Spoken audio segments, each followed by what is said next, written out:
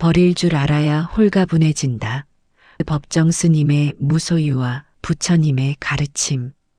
법정 스님께서는 평생 무소유를 실천하시며 우리에게 가르쳐 주셨습니다.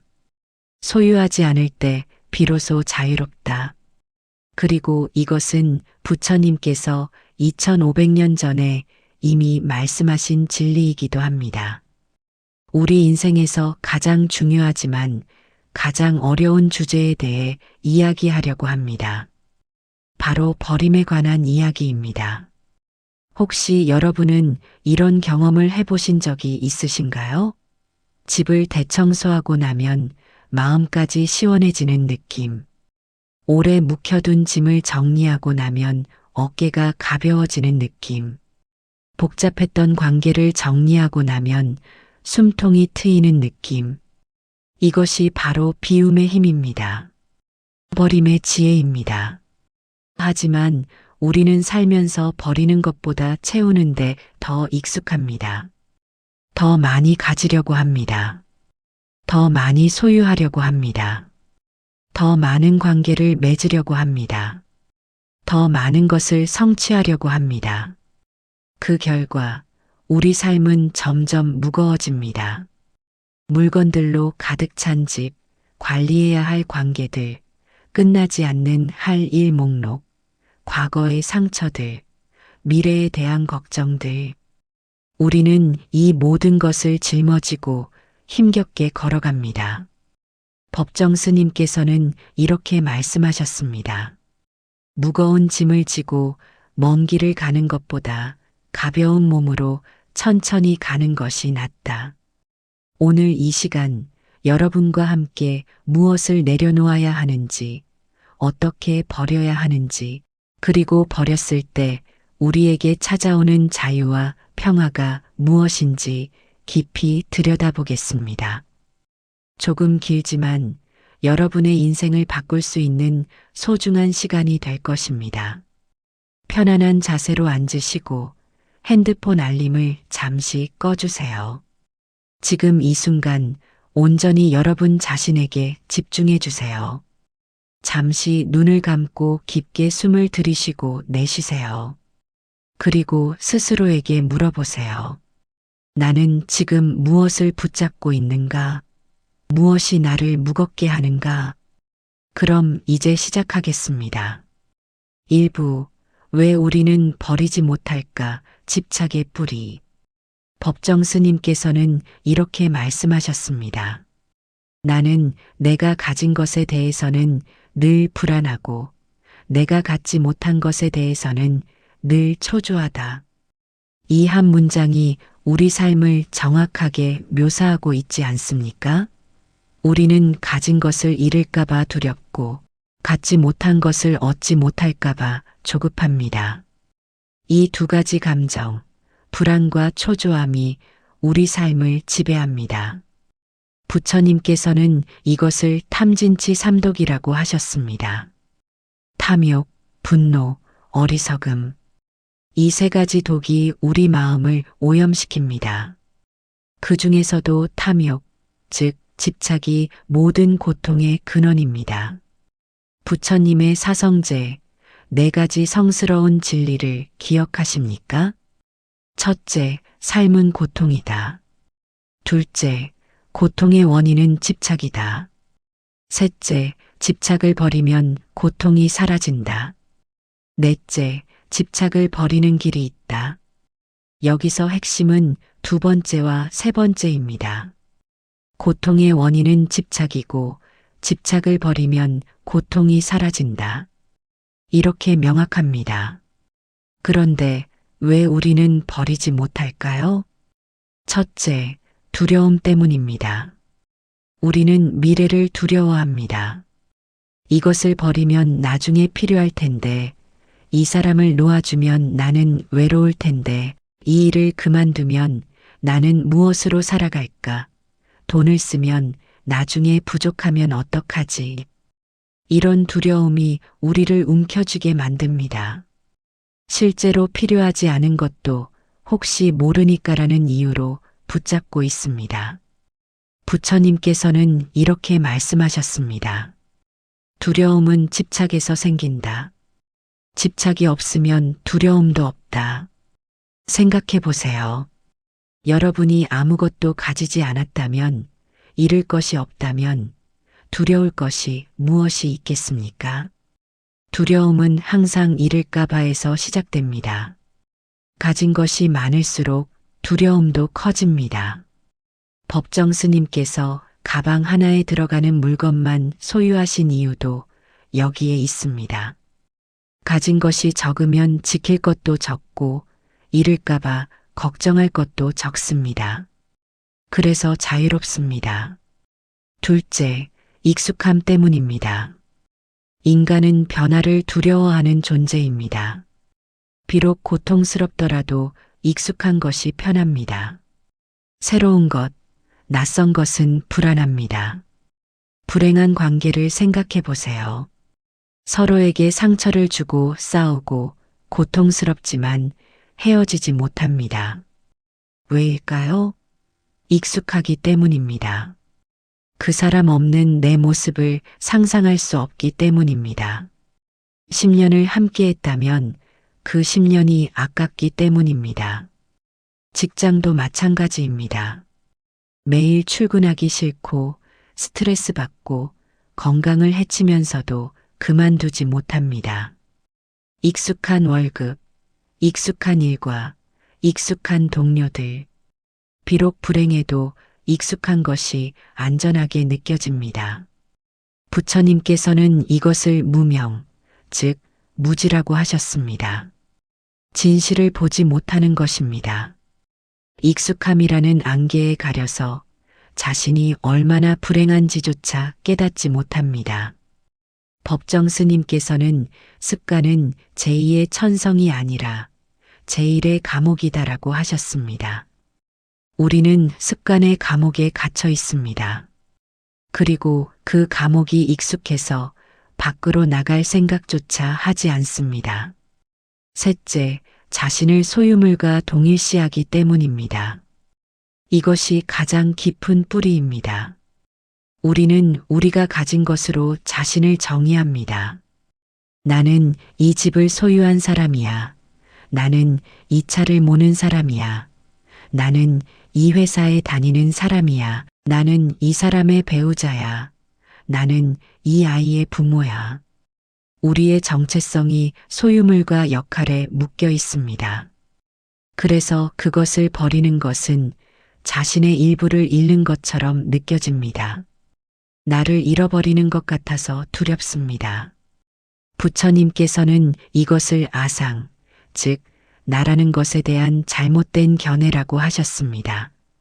우리는 진정한 자신이 아닌 겉으로 쌓아 올린 껍데기를 자신이라고 착각합니다. 한 선사가 제자에게 물었습니다.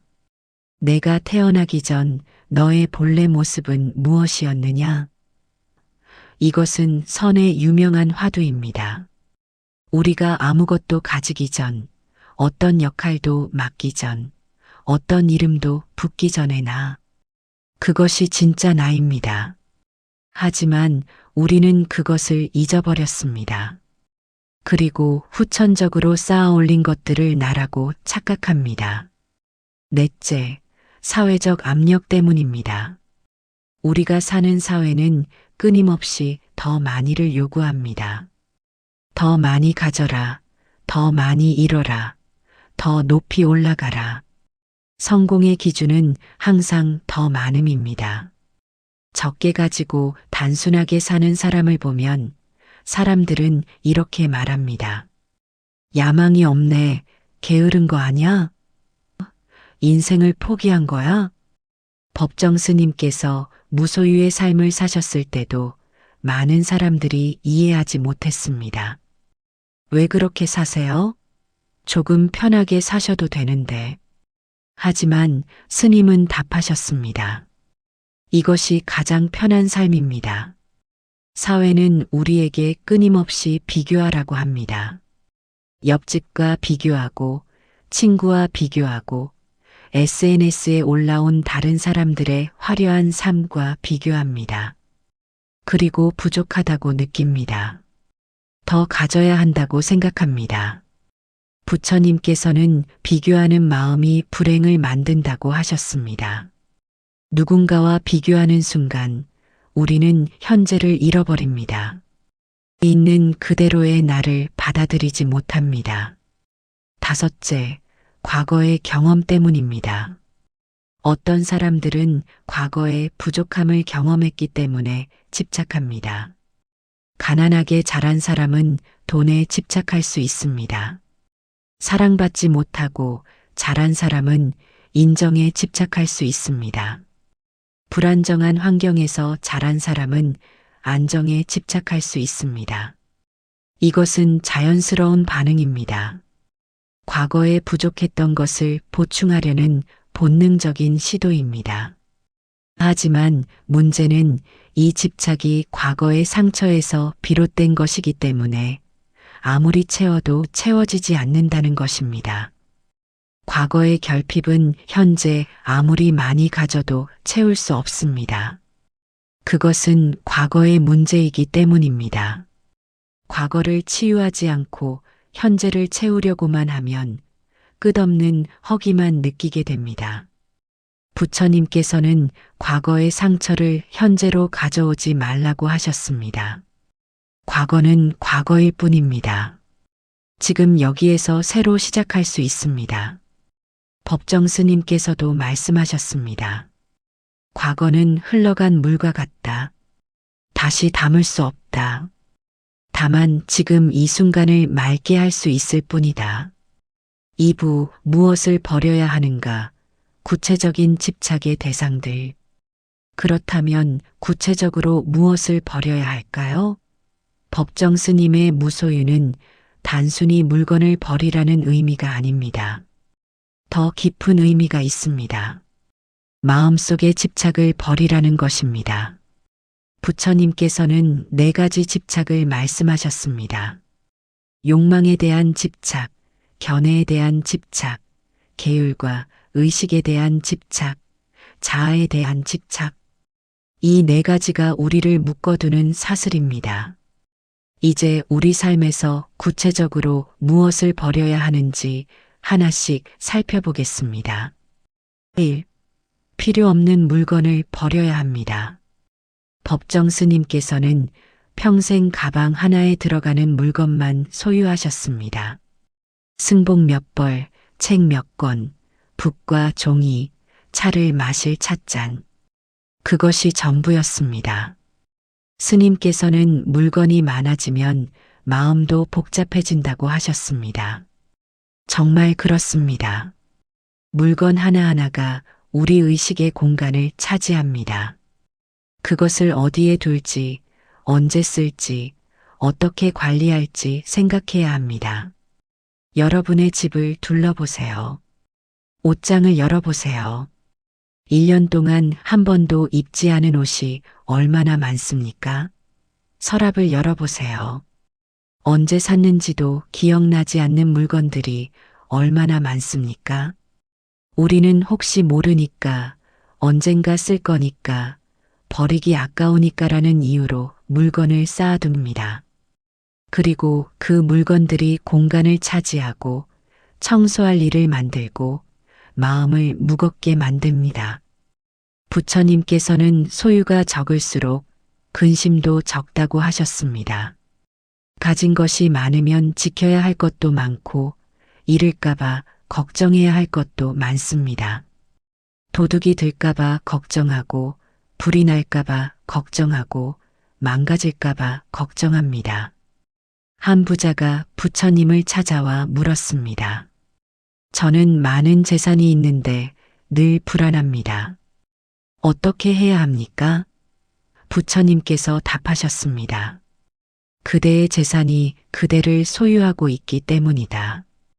그대가 재산을 소유한 것이 아니라 이것이 핵심입니다. 우리가 물건을 가진 것이 아니라 물건이 우리를 가진 것입니다. 집을 소유했다고 생각하지만 실은 집이 우리를 붙잡고 있습니다. 집 때문에 대출금을 갚느라 평생을 일하고 집 때문에 이사를 못 가고 집 때문에 스트레스 받습니다. 법정 스님께서는 진정한 부자는 많이 가진 사람이 아니라 적게 필요로 하는 사람이다라고 하셨습니다. 2. 해로운 관계를 버려야 합니다. 이것은 물건을 버리는 것보다 훨씬 어렵습니다. 하지만 꼭 필요한 일입니다. 모든 사람과 좋은 관계를 유지할 필요는 없습니다. 어떤 관계는 우리에게 에너지를 주지만 어떤 관계는 에너지를 빼앗아 갑니다. 어떤 사람은 우리를 성장시키지만 어떤 사람은 우리를 끌어내립니다. 부처님께서는 나쁜 친구와 함께하느니 차라리 혼자 걷는 것이 낫다고 말씀하셨습니다. 나쁜 친구란 누구일까요? 우리를 타락시키는 사람, 우리를 비난하는 사람, 우리의 발전을 방해하는 사람, 우리에게서 계속 무언가를 요구하기만 하는 사람입니다. 한국 사회에서는 특히 관계를 끊기가 어렵습니다. 정 때문에, 의리 때문에, 체면 때문에, 혹은 외롭기 싫어서 해로운 관계를 계속 유지합니다. 하지만 법정 스님께서는 관계도 비워야 할 때가 있다고 하셨습니다. 모든 관계가 영원할 필요는 없습니다. 어떤 관계는 일정 기간 함께 하다가 자연스럽게 헤어지는 것이 맞습니다. 문제는 우리가 관계를 소유하려 한다는 것입니다. 이 사람은 내 친구야. 이 사람은 내 사람이야. 이런 생각이 집착을 만듭니다. 부처님께서는 모든 만남은 인연이고 모든 이별도 인연이다라고 하셨습니다. 만나는 것도 자연스럽고 헤어지는 것도 자연스럽습니다. 억지로 붙잡을 필요가 없습니다. 특히 다음과 같은 관계는 과감히 정리해야 합니다. 항상 당신을 비난하고 깎아내리는 사람, 당신의 성공을 질투하고 방해하는 사람, 당신에게서만 받고 주지 않는 사람, 당신을 이용하는 사람, 당신의 에너지를 소진시키는 사람. 이것은 냉정하거나 이기적인 것이 아닙니다. 자기 자신을 보호하는 것입니다. 3. 과거를 버려야 합니다. 과거의 상처, 과거의 실패, 과거의 후회, 과거의 영광. 이 모든 것이 우리를 현재에 살지 못하게 만듭니다. 어떤 사람들은 과거의 상처에 묶여 있습니다. 10년 전, 20년 전에 받은 상처를 아직도 마음에 담고 살아갑니다. 그 사람을 생각하면 아직도 화가 나고 분하고 억울합니다. 부처님께서 이런 비유를 하셨습니다. 어떤 사람이 독화살을 맞았습니다. 의사가 화살을 빼려고 하는데 그 사람이 말합니다. 잠깐만요. 누가 쏜 화살인지, 어디서 만든 화살인지, 무슨 나무로 만들었는지, 왜 나를 쏜 건지 먼저 알아야겠어요. 의사가 답합니다. 그런 걸 알아내기 전에 당신은 죽을 것입니다. 먼저 화살을 빼야 합니다. 과거도 마찬가지입니다. 왜 그런 일이 일어났는지, 누가 잘못한 건지, 어떻게 달라질 수 있었는지 끊임없이 분석하고 따지기보다 먼저 그 아픔을 빼내야 합니다. 과거를 이해하고 배우는 것은 중요합니다. 하지만 어느 순간에는 그냥 내려놓아야 합니다. 계속 붙잡고 있으면 그것이 현재를 오염시킵니다. 법정 스님께서는 지나간 일은 흘러간 물과 같다. 다시 담을 수 없다고 하셨습니다. 또 어떤 사람들은 과거의 영광에 묶여 있습니다. 내가 예전에는 말이야. 내가 젊었을 때는 말이야. 과거가 좋았기 때문에 현재가 불만족스럽습니다. 부처님께서는 과거에 머무르지 말라고 하셨습니다. 과거는 이미 사라졌습니다. 그것을 붙잡고 있어봐야 현재만 놓칩니다. 4. 미래에 대한 걱정을 버려야 합니다. 우리는 아직 일어나지도 않은 일을 걱정하느라 현재를 놓칩니다. 나중에 어떻게 되면 어쩌지, 저 사람이 나를 떠나면 어쩌지, 돈이 떨어지면 어쩌지, 병에 걸리면 어쩌지, 늙으면 어쩌지. 통계에 따르면 우리가 걱정하는 일의 85%는 실제로 일어나지 않는다고 합니다. 그리고 나머지 15% 중에서도 대부분은 우리가 생각했던 것만큼 나쁘지 않습니다. 즉, 우리는 일어나지도 않을 일을 걱정하느라 귀한 시간과 에너지를 낭비하고 있습니다. 부처님께서는 충분한 것을 충분하다고 아는 사람은 항상 충분하다고 하셨습니다. 지금 가진 것으로 충분하다는 것을 알면 미래를 걱정할 필요가 없습니다. 물론 계획을 세우고 준비하는 것은 필요합니다. 하지만 걱정과 준비는 다릅니다. 준비는 현재에 할 수 있는 것을 하는 것이고, 걱정은 통제할 수 없는 미래를 두려워하는 것입니다. 법정 스님께서는 내일 걱정은 내일이 하게 하라. 오늘은 오늘의 일로 충분하다고 하셨습니다. 완벽해야 한다는 집착을 버려야 합니다. 많은 사람들이 완벽주의 때문에 고통받습니다. 모든 것이 완벽해야 하고 실수하면 안 되고 항상 최고여야 한다고 생각합니다. 이것은 자기 자신을 괴롭히는 가장 효과적인 방법입니다. 왜냐하면 완벽은 불가능하기 때문입니다. 아무리 노력해도 완벽해질 수 없습니다. 그래서 항상 부족하다고 느끼고 항상 자책하고 항상 불안합니다. 부처님께서도 있는 그대로를 받아들이라고 하셨습니다.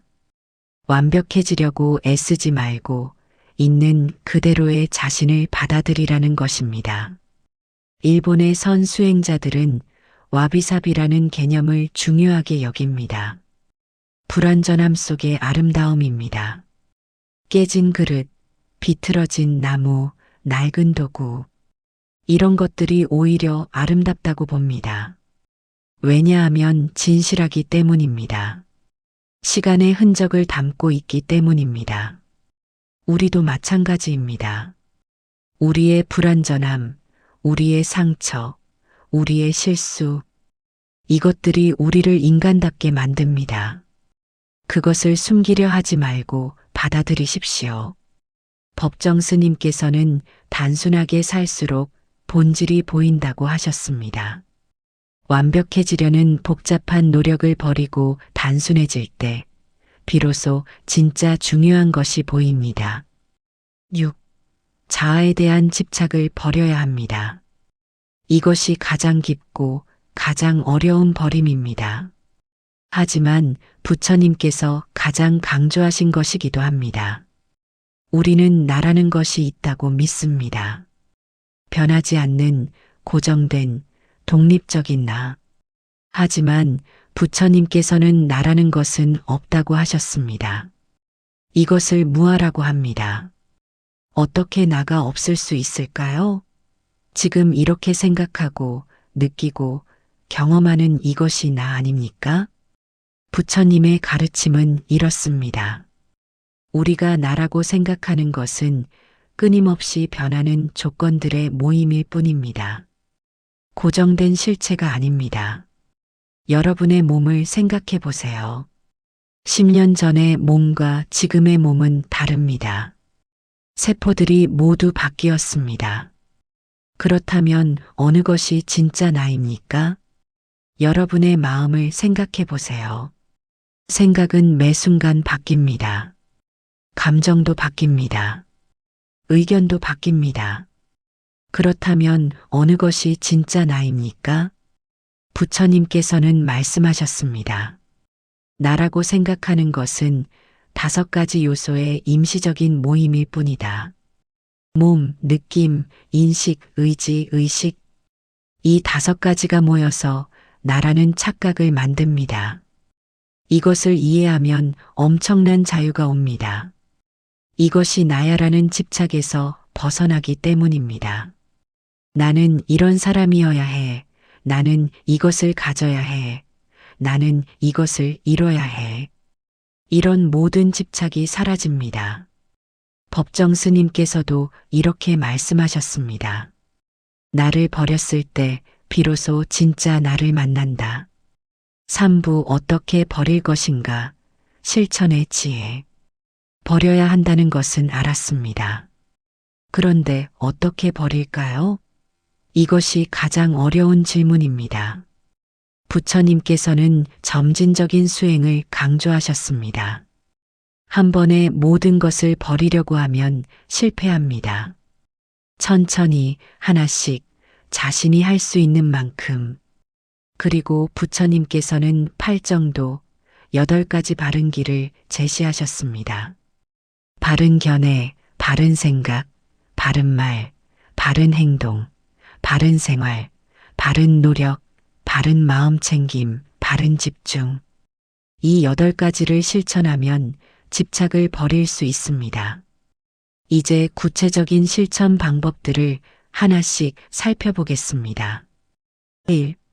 알아차림부터 시작하세요. 사띠 수행. 부처님께서 가장 강조하신 것이 바로 사띠, 즉 알아차림입니다. 알아차림이란 무엇입니까? 지금 이 순간 일어나고 있는 것을 있는 그대로 아는 것입니다. 판단하지 않고 반응하지 않고 그저 알아차리는 것입니다. 지금 내가 무엇을 붙잡고 있는지를 먼저 알아야 합니다. 모르면 놓을 수 없습니다. 매일 저녁 잠들기 전에 5분만 시간을 내서 자신을 돌아보세요. 편안하게 앉아서 오늘 하루를 되짚어 보세요. 오늘 나는 무엇에 집착했는가? 무엇을 놓지 못했는가? 무엇 때문에 화가 났는가? 무엇 때문에 불안했는가? 무엇을 소유하려고 했는가? 이렇게 자신을 관찰하다 보면 자신의 패턴이 보입니다. 아, 나는 항상 이것 때문에 괴로워하는구나. 그것을 아는 것만으로도 절반은 해결된 것입니다. 부처님께서는 알아차림이 있으면 모든 선한 것이 따라온다고 하셨습니다. 법정 스님께서도 매일 일기를 쓰셨습니다. 하루를 되돌아보고 자신의 마음을 살피고 무엇을 배웠는지 기록하셨습니다. 이것이 바로 알아차림의 실천입니다. 2. 작은 것부터 버리세요. 법정 스님께서는 큰 것을 버리려면 먼저 작은 것을 버리는 연습을 해야 한다고 하셨습니다. 갑자기 집을 팔고 모든 물건을 버리고 산에 들어갈 필요는 없습니다. 그것은 대부분의 사람에게 현실적이지 않습니다. 대신 작은 것부터 시작하세요. 오늘 옷장을 열어서 1년 동안 입지 않은 옷 한 벌을 버리세요. 그것만으로도 충분합니다. 내일은 서랍을 열어서 필요 없는 물건 하나를 버리세요. 모레는 핸드폰에서 사용하지 않는 앱 하나를 지우세요. 이렇게 하루에 하나씩 작은 것을 버리는 연습을 하다 보면 점점 더 큰 것도 버릴 수 있게 됩니다. 버리는 것이 두렵지 않게 됩니다. 오히려 후련해집니다. 부처님께서도 천리길도 한 걸음부터라고 하셨습니다. 일본의 정리 전문가 곤도 마리에는 물건을 하나씩 손에 들고 물어보라. 이것이 나에게 기쁨을 주는가? 라고 말합니다. 기쁨을 주지 않으면 감사하며 보내라고 합니다. 이것은 법정 스님의 가르침과 통합니다. 필요하지 않은 것, 기쁨을 주지 않는 것을 붙잡고 있을 이유가 없습니다. 3. 감사하며 버리세요. 이것은 매우 중요한 태도입니다. 물건을 버릴 때 그냥 쓰레기통에 던지지 마세요. 잠시 그것을 손에 들고 생각해 보세요. 이것이 나에게 어떤 도움을 주었는가? 이것과 함께한 시간이 어땠는가? 이것이 나에게 가르쳐 준 것은 무엇인가? 그리고 감사하세요. 고마웠어. 너는 나에게 필요했던 시간 동안 함께 해주었어. 이제 너는 갈 시간이야. 잘 가. 이렇게 감사하며 보내면 미련이 남지 않습니다. 죄책감도 들지 않습니다. 깨끗하게 마무리가 됩니다. 관계도 마찬가지입니다. 누군가와 이별할 때 원망하지 마세요. 그 사람과 함께한 시간에 감사하세요. 당신과 함께한 시간이 나에게 이것을 가르쳐 주었다. 고맙다. 이제 우리는 각자의 길을 가야 할 때다. 부처님께서는 모든 만남은 인연이고 모든 이별도 인연이다라고 하셨습니다. 만나는 것도 자연스럽고 헤어지는 것도 자연스럽습니다. 감사하며 보낼 수 있으면 상처가 덜 남습니다. 법정 스님께서는 떠나보낼 줄 아는 것이 진정한 사랑이다라고 하셨습니다. 4. 비움 그 자체를 목적으로 하지 마세요. 이것도 중요합니다. 법정 스님의 무소유는 가난하게 살라는 뜻이 아닙니다. 물건이 없어야 한다는 뜻도 아닙니다. 물건에 대한 집착을 버리라는 것입니다. 필요한 것은 가지세요. 하지만 집착하지 마세요. 있어도 괜찮고 없어도 괜찮은 마음. 그것이 무소유입니다. 어떤 사람들은 무소유를 극단적으로 해석합니다. 아무것도 가지면 안 돼. 모든 것을 버려야 해. 그러다가 오히려 비움에 집착하게 됩니다. 나는 이것밖에 안 가졌어. 나는 이렇게 단순하게 살아. 라며 자랑하기 시작하면 그것도 또 다른 집착입니다. 부처님께서는 중도를 강조하셨습니다. 너무 많이 가지는 것도 문제지만 너무 적게 가지려고 집착하는 것도 문제입니다. 양극단을 피하고 중간의 길을 가라고 하셨습니다. 부처님께서 깨달음을 얻기 전 6년 동안 극단적인 고행을 하셨습니다. 하루에 쌀 한 톨만 드시고 숨을 멈추고 몸을 괴롭혔습니다. 하지만 깨달음은 오지 않았습니다. 그러다가 수자타라는 여인이 우유죽을 공양했을 때 부처님께서는 그것을 받아 드셨습니다. 그리고 깨달으셨습니다. 극단적인 고행도 답이 아니고 쾌락에 빠지는 것도 답이 아닙니다. 중도가 답입니다. 법정 스님께서도 극단적으로 가난하게 사신 것이 아닙니다. 필요한 것은 가지셨습니다. 다만 불필요한 것을 가지지 않으셨을 뿐입니다. 명상하세요. 마음을 비우는 연습. 부처님께서 가르치신 가장 강력한 도구가 바로 명상입니다. 명상은 마음을 비우는 연습입니다. 매일 아침 10분 혹은 저녁 10분만이라도 조용히 앉아서 호흡을 관찰하세요. 편안한 자세로 앉으세요. 허리를 곧게 펴고 어깨를 편안하게 내리고 손은 무릎 위에 가볍게 올려놓으세요. 눈을 감거나 반쯤 뜨세요. 그리고 호흡에 집중하세요. 들숨을 느끼세요. 코로 들어오는 공기의 차가움을 느끼세요. 가슴이 부풀어 오르는 것을 느끼세요. 날숨을 느끼세요. 입이나 코로 나가는 공기의 따뜻함을 느끼세요. 가슴이 내려가는 것을 느끼세요. 그저 호흡을 관찰하세요. 바꾸려 하지 말고 통제하려 하지 말고 그냥 있는 그대로 느끼세요. 생각이 일어나면 어떻게 할까요? 생각을 막으려 하지 마세요. 그것은 불가능합니다. 대신 생각이 일어나는 것을 알아차리세요. 아, 생각이 일어났구나. 그리고 다시 호흡으로 돌아오세요. 감정이 일어나면 어떻게 할까요? 감정을 억누르려 하지 마세요. 대신 감정을 알아차리세요. 아, 지금 화가 나는구나. 아, 지금 불안하구나. 그리고 다시 호흡으로 돌아오세요. 이렇게 명상을 하다 보면 놀라운 일이 일어납니다. 생각과 나를 분리할 수 있게 됩니다. 아, 이것은 생각일 뿐이구나. 나는 이 생각이 아니구나. 아, 이것은 감정일 뿐이구나. 나는 이 감정이 아니구나. 아, 이것은 집착일 뿐이구나. 나는 이 집착이 아니구나. 이렇게 분리가 되면 휘둘리지 않게 됩니다.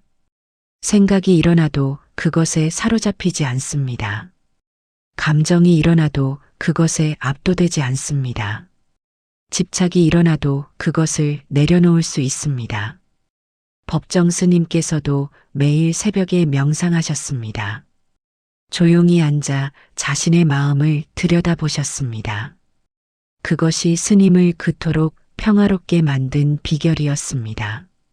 부처님께서는 명상하지 않으면 지혜가 줄어들고 명상하면 지혜가 늘어난다고 하셨습니다. 6. 자연과 함께 하세요. 법정 스님께서는 강원도 산속에서 사셨습니다. 송강사 불이람이라는 작은 암자였습니다. 왜 산속을 택하셨을까요? 자연 속에 있으면 자연스럽게 비움이 일어납니다. 산을 보면, 나무를 보면, 하늘을 보면 우리의 작은 걱정들이 얼마나 사소한지 깨닫게 됩니다. 자연은 아무것도 소유하지 않습니다. 나무는 잎을 가을에 모두 떨어뜨립니다. 미련 없이. 그리고 봄이 오면 다시 새 잎을 틔웁니다. 강은 흘러갑니다. 과거의 물을 붙잡고 있지 않습니다. 끊임없이 새로운 물이 흘러옵니다. 산은 그저 있습니다. 아무것도 요구하지 않고 아무것도 소유하지 않고 그저 묵묵히 있습니다. 자연을 관찰하면 무소유의 지혜를 배울 수 있습니다. 매주 한 번이라도 자연 속으로 나가세요. 산을 오르거나 강가를 걷거나 공원을 산책하세요. 그리고 자연을 관찰하세요. 자연이 어떻게 아무것도 붙잡지 않고 자유롭게 흐르는지를. 부처님께서도 평생을 자연 속에서 보내셨습니다. 나무 아래서 명상하시고 숲속을 걸으시고 강가에서 설법하셨습니다. 7. 글을 쓰세요. 마음을 비우는 또 다른 방법. 법정 스님께서는 훌륭한 작가이기도 하셨습니다. 무소유를 비롯해 많은 책을 쓰셨습니다. 글쓰기는 스님에게 마음을 정리하는 수행이었습니다. 여러분도 글을 써보세요. 일기를 쓰거나 자유롭게 생각을 적거나 감사 노트를 쓰세요. 특히 집착하고 있는 것에 대해 글을 써보세요. 나는 왜 이것을 붙잡고 있는가? 이것을 버리면 무엇이 두려운가? 이것을 버렸을 때 무엇을 잃게 되는가? 이것을 버렸을 때 무엇을 얻게 되는가? 이렇게 글로 쓰다 보면 머릿속에서 맴돌던 생각들이 정리됩니다. 막연한 두려움이 구체화됩니다. 그리고 그것이 생각보다 크지 않다는 것을 깨닫게 됩니다. 부처님께서도 제자들에게 자신의 수행을 기록하라고 하셨습니다. 사부 버렸을 때 찾아오는 것들, 자유와 평화. 그렇다면 버렸을 때 무엇이 찾아올까요? 무엇을 얻게 될까요? 법정 스님께서는 이렇게 말씀하셨습니다. 비울수록 채워진다. 버릴수록 풍요로워진다. 이것은 역설처럼 들립니다. 하지만 진실입니다. 이제 버렸을 때 찾아오는 선물들을 하나씩 살펴보겠습니다.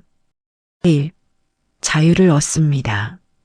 가장 먼저 그리고 가장 크게 얻는 것은 자유입니다. 가진 것이 많으면 자유롭지 못합니다. 그것을 지켜야 하고 관리해야 하고 걱정해야 합니다. 하지만 버리면 자유로워집니다.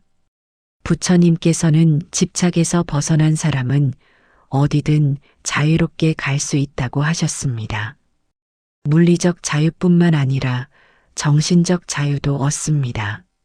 남의 시선에서 자유로워집니다. 사회적 기대에서 자유로워집니다. 과거의 상처에서 자유로워집니다. 미래의 불안에서 자유로워집니다. 어디에도 묶이지 않습니다. 무엇에도 의존하지 않습니다. 스스로 완전합니다. 법정 스님께서 가방 하나로 사셨던 것은 언제든 떠날 수 있는 자유를 유지하기 위해서였습니다. 물건에 묶이지 않고 장소에 묶이지 않고 자유롭게 사시려는 의지였습니다. 이 평화를 얻습니다. 걱정이 줄어듭니다. 불안이 사라집니다. 마음이 고요해집니다. 집착이 많으면 마음이 복잡합니다. 이것을 잃으면 어쩌지, 저것을 얻지 못하면 어쩌지. 끊임없이 마음이 요동칩니다. 하지만 집착을 버리면 마음이 고요해집니다. 폭풍이 지나간 호수처럼 잔잔해집니다. 법정 스님께서는 고요한 마음이 최고의 보물이다라고 하셨습니다. 돈도 명예도 권력도 마음의 평화를 줄 수 없습니다. 오직 버림을 통해서만 평화를 얻을 수 있습니다. 부처님께서 말씀하신 열반도 바로 이것입니다. 모든 집착이 사라진 완전한 평화의 상태. 니바너라는 말 자체가 불어서 끄다라는 의미입니다. 욕망의 불을 끄는 것입니다. 3. 진짜 자신을 발견합니다. 우리가 소유한 것들, 우리가 맡은 역할들, 우리가 맺은 관계들, 이것들을 모두 벗겨내면 무엇이 남을까요? 바로 진짜 나입니다. 아무것도 가지지 않았지만 완전한 나. 아무 역할도 하지 않지만 온전한 나. 법정 스님께서는 나를 찾는 여행의 끝에는 아무것도 없는 나 하지만 그것으로 충분한 나가 있다고 하셨습니다. 우리는 평생 자신이 누구인지 찾아 헤맵니다. 하지만 찾을 곳을 잘못 찾고 있습니다. 밖에서 찾고 소유물에서 찾고 관계에서 찾습니다. 하지만 진짜 나는 안에 있습니다. 모든 것을 벗겨냈을 때 그 밑바닥에 있는 순수한 존재, 그것이 진짜 나입니다. 부처님께서도 자신을 등불로 삼고 자신을 의지처로 삼으라고 하셨습니다.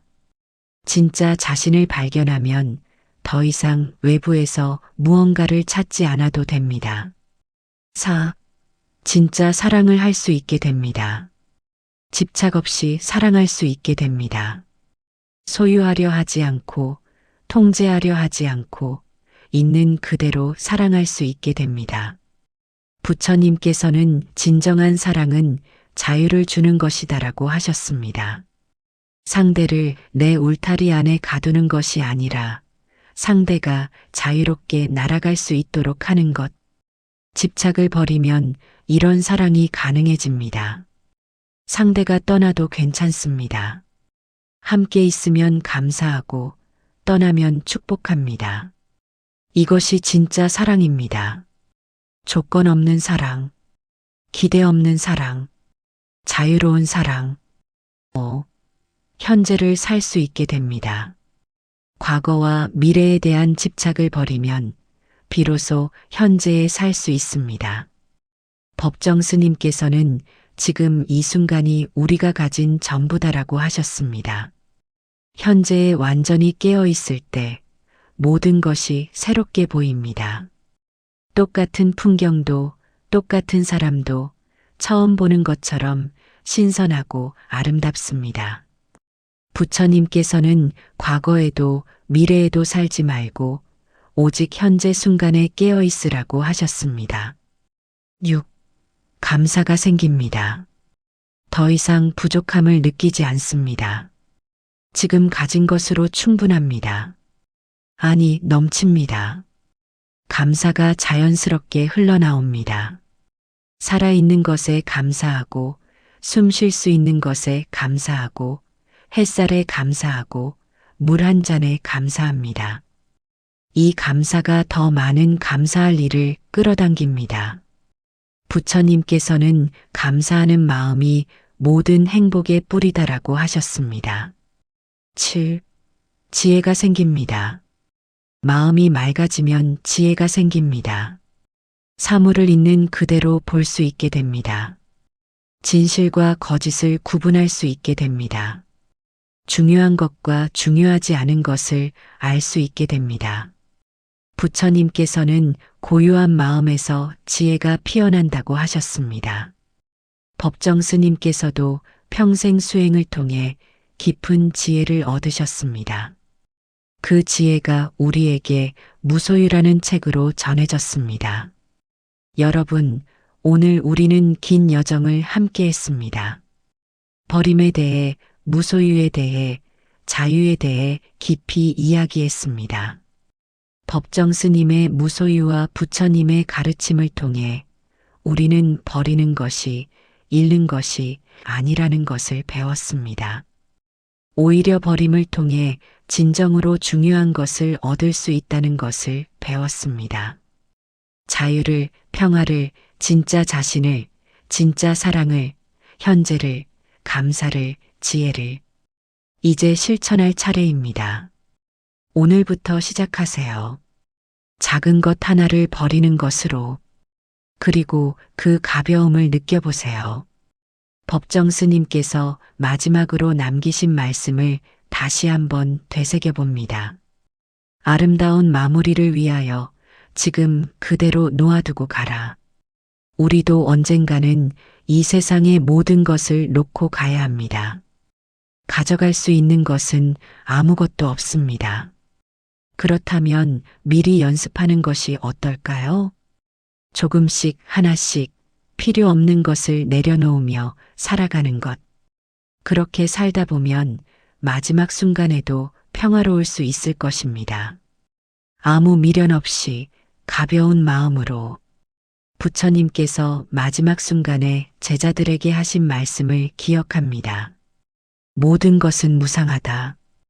게으르지 말고 부지런히 정진하라. 우리의 삶도, 우리가 가진 것도, 우리가 맺은 관계도 모두 무상합니다. 영원한 것은 없습니다. 그렇다면 집착할 이유가 무엇입니까? 대신 지금 이 순간을 온전히 살아가십시오. 있는 그대로를 받아들이고 감사하고 사랑하십시오. 그리고 필요 없는 것은 과감히 내려놓으십시오. 여러분의 인생이 가벼워지기를, 자유로워지기를, 평화로워지기를 진심으로 기원합니다. 법정 스님과 부처님의 가르침이 여러분과 함께하기를 기원합니다. 오늘도 이 긴 영상을 끝까지 들어주셔서 진심으로 감사드립니다. 여러분 한 분 한 분이 이 가르침을 실천하시어 더 가벼운 삶, 더 자유로운 삶을 사시기를 바랍니다. 마지막으로 법정 스님의 시 한 구절로 마무리하겠습니다. 텅 빈 충만. 아무것도 없음으로써 모든 것이 있는 그 자리. 여러분 모두 평안하세요. 행복하세요. 자유로우세요. 고맙습니다.